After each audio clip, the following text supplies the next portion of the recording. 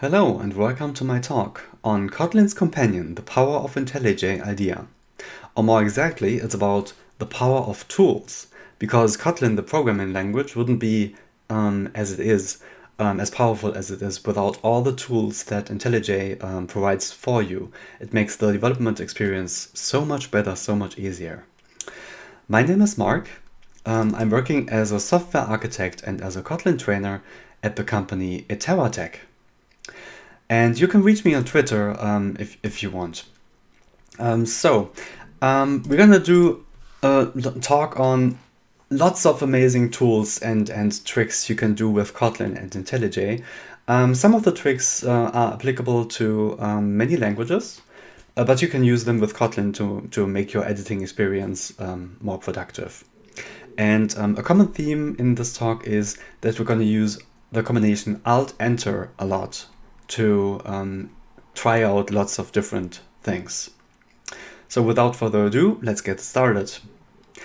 For example, in this one, I can add the names to call arguments because because Kotlin has the names. I typed Alt-Enter here. I can add the names here. I can do this here with the speaker class as well. And what's really nice about this is you can, here again, Alt-Enter. You can also search in this dialog and say add names to call arguments. And what's really nice also is if you can see right here, now the code is gonna be a little bit more. You can of course always do the formatting, but if you want to have this on separate lines, you can also type Alt-Enter here, put arguments on separate lines, and we're gonna do this here as well. Again, put arguments on separate lines, and all of a sudden your Kotlin code got just much better and easier to read and easier to reason about.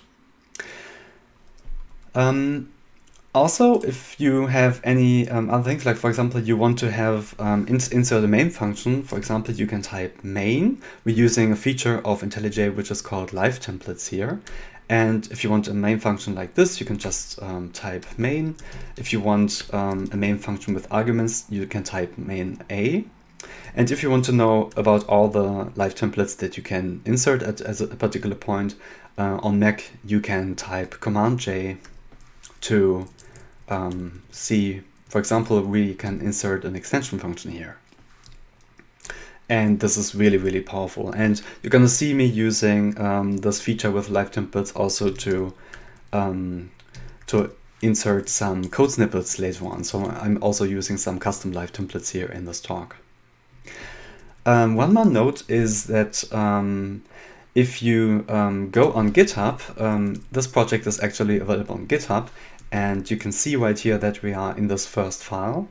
And so you can just pull the repo and try this out yourself.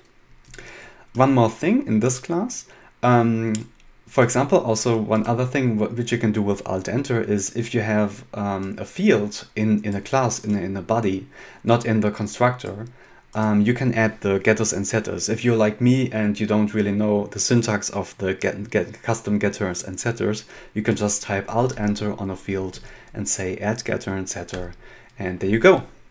It's really, really amazing what you can do with one simple combination, keyword combination in IntelliJ. So as I showed, we will go to the next file right now, which is example 2 vectors.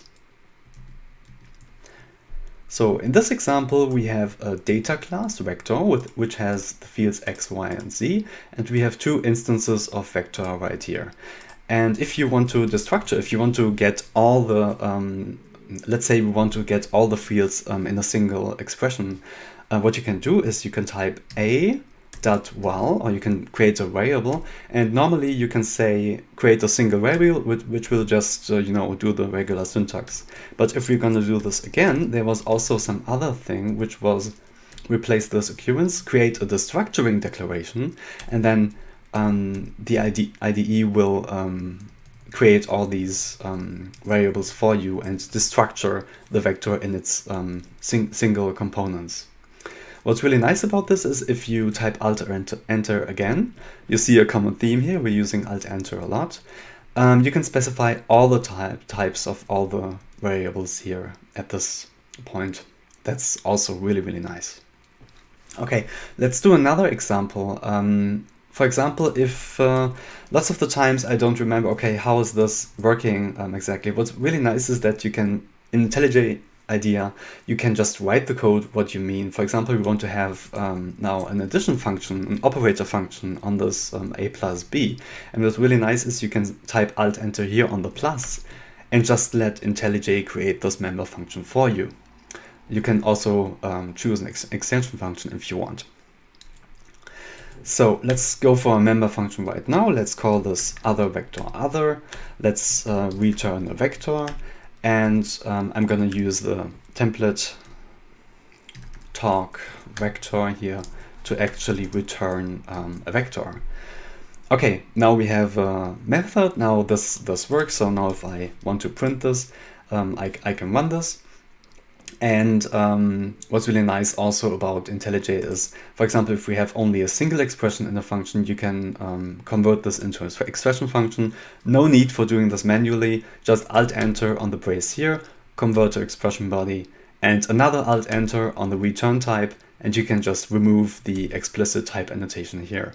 So this is just really, really cool. And the other way around works as well. You can specify the return type explicitly, and you can convert this to a block body if you desire. And this is really, really nice because in Kotlin you can, and in the IDE, it helps you to reason about the code, to change the code, like in a really, really fast way. It's amazing that this all works. Let me check if I have something more. What's really nice in IntelliJ IDEA, because Kotlin is a type-safe language, but it can decide the type for you. For example, here in this case, this is going to be a vector. In this case, it's also going to be a vector here as well. In one of the older versions of IntelliJ, it was really nice. You could just type Alt-Enter on this variable, and then you could show the types. Right now I can specify the type explicitly, but what was really nice is that you could show and hide the variable types directly. This feature is now under a name which is called inlay hints. And in inlay hints you can just say, let me type double shift, let's say inlay hints. So I'm gonna go into the settings of the IDE right now, and I jump directly to the inlay hints, and I'm gonna click local variable types. And some people, if you're like me, you have all of these enabled. In this talk, let's just go with this option. And right now you can see, okay, here and here it's really easy because you can directly see from the code that it's a vector. But here it's a vector right now, and here also IntelliJ now writes that this is a double right now. And this is also really nice to toggle these inlay hints on. It really gives you a nice editing experience, and you can, for example, if we want to map this to a string, map it point to a string.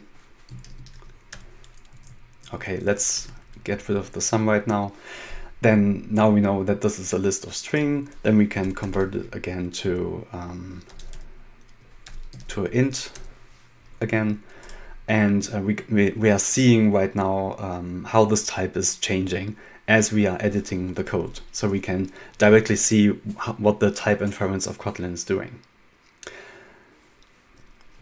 Okay, let's go to the next file, I presume. Next file is example3 Java. So let's say we have some Java or JSON or SQL or something. If we have a string in Kotlin or in many other languages, you can just say Alt-Enter on the string, and then you can say inject language, and you can tell IntelliJ what language this is in. So right now it assumes that it's just plain text, but we can tell it, okay, this is actually Java. And what's nice about this is that IntelliJ is now just directly showing the syntax highlighting and everything. You can do this with JSON as well. So for example, here, inject language, JSON, and then you have the editing experience right now. And I'm gonna do this here as well. We're gonna inject the language of regular expression. And then it tells me, okay, if you type Alt-Enter again, you can insert an annotation that now every developer on this project sees that this is a regular expression. And what's nice about regular expressions, for example, I don't know if you know this feature, but I found out about it only recently. But if you have a regular expression, then you can say, okay, check regular expression. And now we have, so here in this case, we have a regular expression for a hex color string. So something like this is not valid. But if I type FFF, or if I type FF00AA, then it knows, okay, that is a valid instance. So that's really, really nice. And one more thing, what's really cool in IntelliJ is that you can create Scratch files. So if I type double shift and I type Scratch file, I can create a new Scratch file, which is just a file in memory, so to speak. And I can say, for example, I want a Scratch file which is JSON, which really comes in handy. So if I go back to the file here, I will copy over the JSON here. And if I found some JSON somewhere, I will just paste it here, and then I can type Command Alt L to format the code, and I can copy paste that back right here. Okay. I think that's it for this file. Let's go to the next one. So this example is about the scoping functions in Kotlin, which are also called also, apply, one, and with.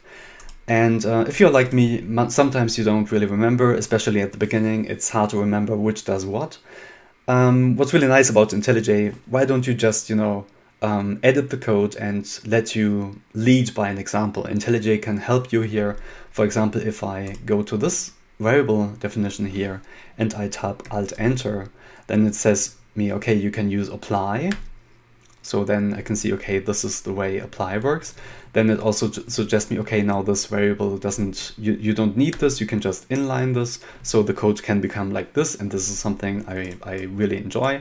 But let's go back real quick. And if you go on this one, you can also try out also. So now we can see that this is with the parameter it. And then the other options, one and with, they weren't here. But if I go on this one here, I can actually convert all these to a one, or I can convert all of these to a with. And yeah, this is really nice. Because it allows you to just see what the code will do and to choose the best possible readable option for you. Okay, one more thing which is really nice. Let's say we don't want to document in page here. We just want to pass the content stream as a parameter. So let's say content stream pdpage content stream. Let's pass this as a parameter. We don't need this variable anymore. Now we can convert this to with. Okay, and what's really nice, okay, right now we have a regular function right here. But if you want to convert the function into an extension function, it's really easy. You can just, on any of these parameters, you can type Alt-Enter, and then you can say, okay, convert this parameter as the receiver of the extension function. And then you can see, okay, now it's the receiver and it got rid of the parameter. And lots of these things go vice versa. So I can go on this again and I can say convert receiver to parameter, and it's doing that. It's reversing that change. Yeah, I hope then you can use this to make your coding easier and faster. Let's go to the next example. Let's go to enums and sealed classes. What I really like about this editing experience here in Kotlin is the possibility to use string templates. And what's really nice about the IDE, the IDE can convert concatenation to a template for you. So if I type Alt-Enter here and I do this, then it's converted this to a template. I think the other way, I think you can go the other way as well, but let's keep it this way. In this file right here, we are using a when, we are using it on a user creation result, and that right now is an enum. But if you want to convert this enum to a sealed class, it's really, really easy. You go on the enum, you type Alt Enter, you say convert to sealed class, and done. It's so easy. And if you want to make this code more readable, let's say here I can import the members of user creation result. Bam, it's made more readable just right there. And also Kotlin says the IDE tells you, okay, you don't have to write the return everywhere here. You can actually lift this out of the when. And it's making the code easier, shorter, and the when is now exhaustive. I think, yeah, okay, we need one more thing. Let's say we have this service method right now here, and we want to give an ID. So for example, this create user function creates the user in the database, and we want to create a parameter which is called ID, and we want to pass it a random UID, for example, here. I think, yeah. Right now, so this doesn't work right now, but if I write this manually here, I can say, okay, I got an ID, which is the user ID. Okay, and okay, I need to make this val. I think IntelliJ even tells me to make this val right here, which is really nice. I actually didn't plan for this in the talk, and the reason that it works is just amazing. Now, this is not an object, so we can't do an equal check here anymore. We want to actually check if this is of the type user created. And now with Kotlin smart casts, we can directly access the ID, for example, on this class, which is really, really nice. Okay, that's about sealed classes and about when and return. Again, the theme here is you can use Alt-Enter lots of times to make your editing experience better. Okay, let's go to the next example. As I said, it's going to be really, really fast. There's going to be a recording of this talk available, so if I'm going too fast, just go back in the time and you can just stop the video at one point. What's really nice in Kotlin is that the standard lib of Kotlin has all these deprecations. So if you have a function which you shouldn't be using anymore, you can just type Alt-Enter here and replace it with the suggested variant. And what's really nice about this is that you can use this yourself. So let's, for example, say we have an old deprecated login method right here, which has the password here and the username here. So we would like to reverse the order, and we want to use a credentials object right now. I'm actually gonna add a deprecated annotation right here, which has a message and it has a replace with. And this is interesting because now the old deprecated login becomes interactive, and now I can actually type Alt-Enter here and directly let IntelliJ replace the old code with the new code. And as you see, it directly knew, okay, it had to use this value here and this value here. So it's really cool that you can use this in this project. Imagine you have some old function which you have spread all over the code base. What's really nice about this, if I revert this really quick, I think you can type Alt-Enter and you can actually say replace usages of this in the whole project. So imagine having like 500 calls of these and being able to replace all of them directly. But for example, if you're working with other teammates and you can just, give them a deprecation, give them the suggested replacement, and yeah, it's really nice to be working together. Let's go to the next example. The next example is about sequences. Sequences and collections, to be honest. For example, we have collection chain right here. We have a list of letters which are sorted descending, then it's sorted in its map. Okay, this is just an example, of course, but what's really nice about this, if I go on something here, I can actually convert this call chain into a sequence. So in this case, it added a sequence and to list at the end. And Actually, if you have lots of if you have a longer call chain, then IntelliJ will automatically suggest to you that this could be converted to a sequence to improve performance, and it's doing basically the same thing. If you type Alt Enter here, now it's got to be interesting. So if I type a breakpoint here, I think it's let's go here. Okay, and I'm going to. So the nice thing about Java streams is that you can actually visualize what's happening in the stream with a trace current stream chain, and this is available to Kotlin as well. So if I debug this example, we will right now see in a couple of seconds we can see that the debugger is launching, and I think you can click this icon here. Yes, that's the traced current stream chain, and then it's actually showing. You can go here, go in flat mode, and you can actually see what this is doing all the time. I'm in presentation mode right now, so I can't. I think I can't make this smaller right now.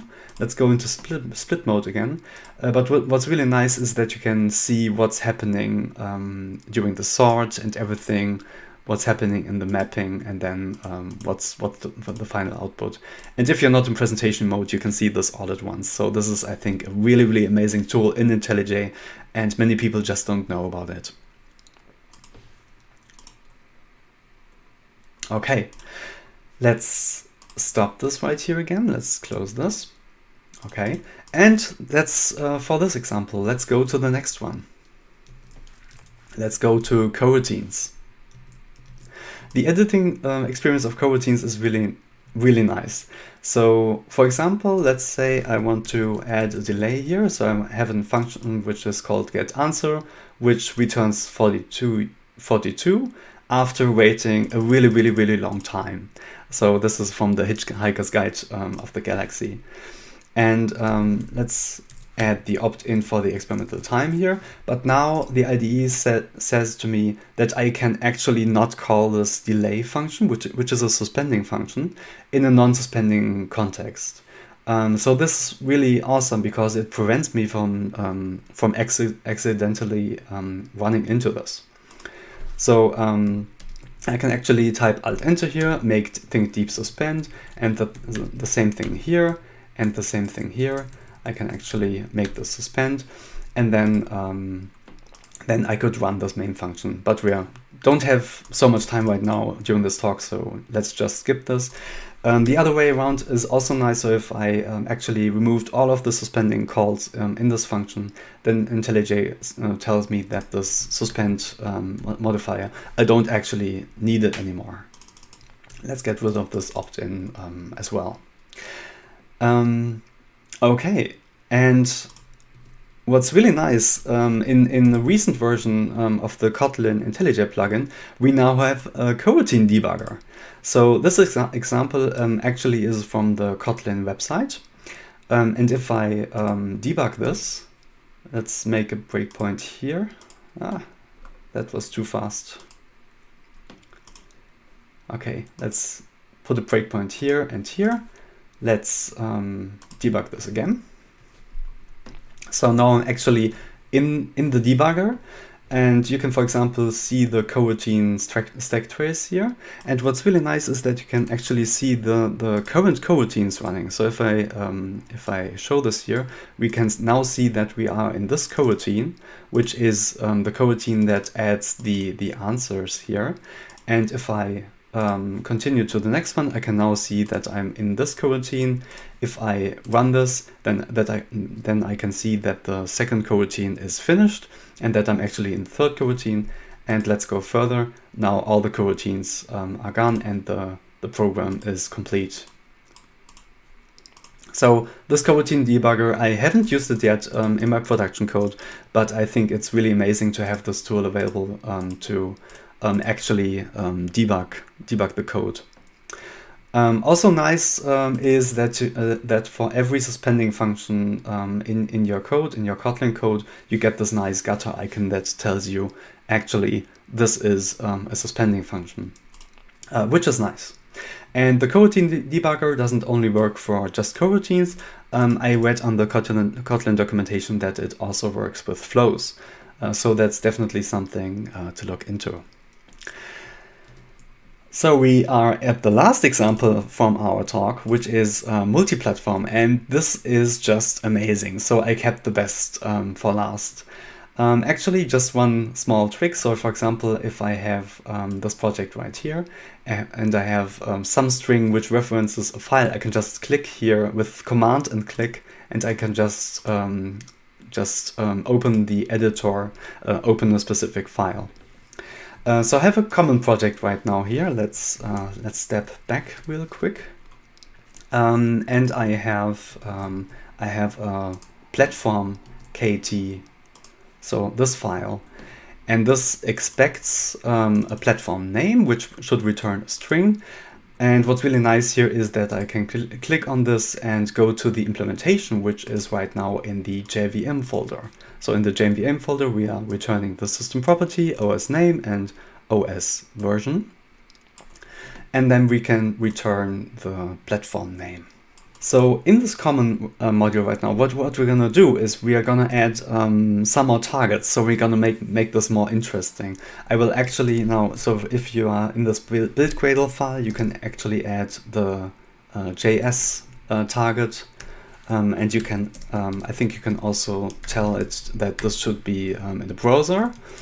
And let's add all the other targets, for example, macOS and iOS as well. So I have a live template for that right here. So, okay, now I added all the targets, macOS, iOS, and JS. And I will also add this dependency right near for testing. We're gonna see what this does later on. So again, so what we just did is we now added macOS and an iOS implementation, so the targets and a JS target with a browser. And now the thing is that Kotlin will tell us, the IDE will tell us that platform name actually has no implementation for iOS, for JS, and for macOS, because we just created these. And when I tried this out, so the tooling of Kotlin multi-platforms got so much better in the last couple of months. It's so amazing, it's so nice. So if you go on the source folder here, and I'm gonna type Command N, and I'm gonna create a new directory, IntelliJ automatically suggests to me which of these I can actually create. So for example, I want to create an iOS main folder, I want to create the JS main Kotlin folders, and we're gonna do this as well for macOS main. And let's also create the common test directory. Okay, and so we have this right now, but we don't have the implementations yet. So we have all these source folders right now, which is nice. But I can actually type Alt Enter now on this expect function, and I can create the iOS part. And let's go back. So I can go to the implementation. I want to create the JS part. Let's go back to the expect, and I want to create the macOS main part. So you can see that all these are now here. So we can see there's the get platform name here. Let's just rename these really quickly so that they are all called platform. Okay, and now for something really amazing. So if we are in this iOS main folder right now, we can actually use all the tools that are available, all the libraries that are available, and we can use them directly from Kotlin code. So in iOS, there's in UIKit, we can actually call UIDevice .currentDevice. And what's really nice about this is actually no Kotlin code available there. That's the native implementation of UIDevice. So if I command click on this one, and if I go to the declaration, you can see that all of these libraries have been pulled in, all these dependencies have been pulled into our project. And we can see, for example, right here that we have StoreKit 2 times, which is 1 time for the iOS implementation and 1 time for the macOS implementation. And I think this is really amazing to have all of these things available, all of these native implementations available here. This is just an amazing tooling. So let's go really quickly about all of these things right now. So I'm gonna do the implementation of all of these really quickly. So let's implement the iOS part. This is here. Let's go to the expect again. Let's go to the implementation of JavaScript. Let's implement JavaScript.